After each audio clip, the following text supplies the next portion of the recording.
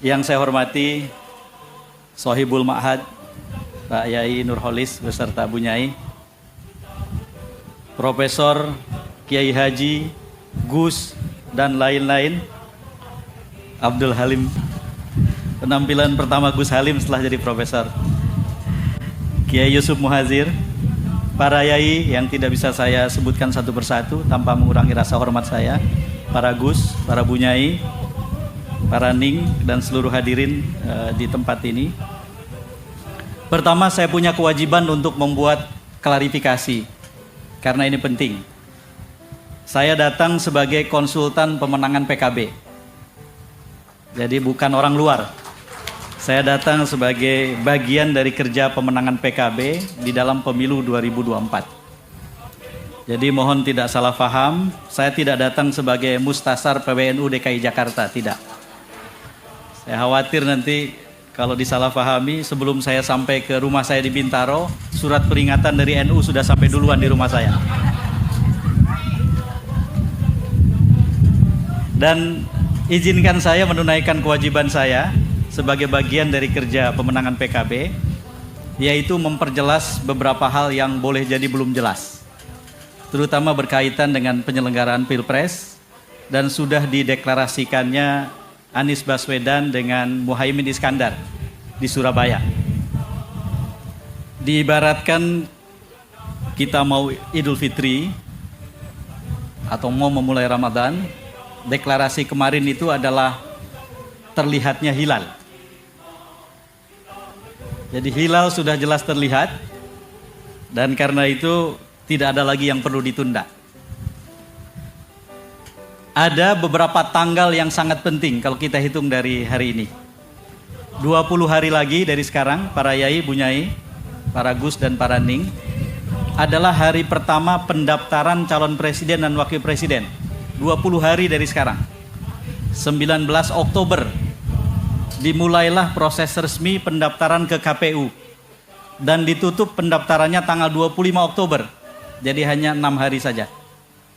Dan insya Allah ketika kita tiba pada tanggal 19 Oktober itu, maka berlakulah satu ketentuan yang tidak tertulis dalam politik kita.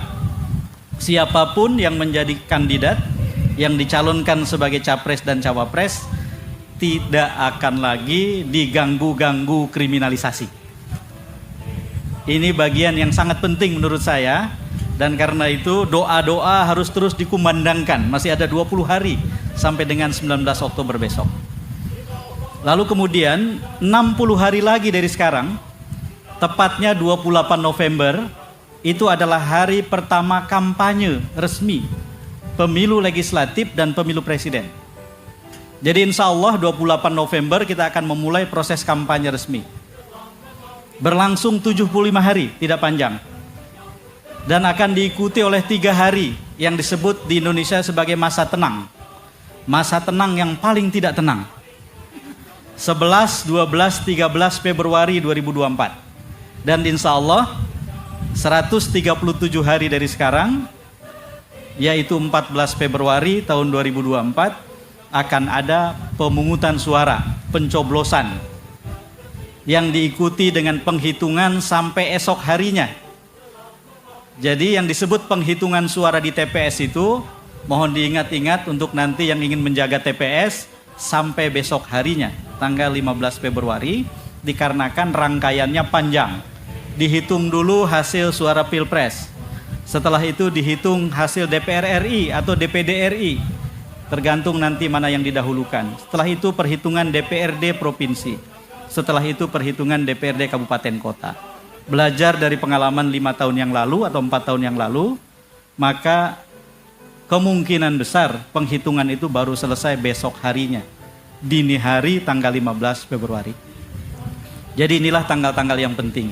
Jika ternyata Pilpres diadakan dalam 2 putaran, maka menurut jadwal yang sampai sekarang ada, putaran kedua Pilpres kita adalah 26 Juni 2024.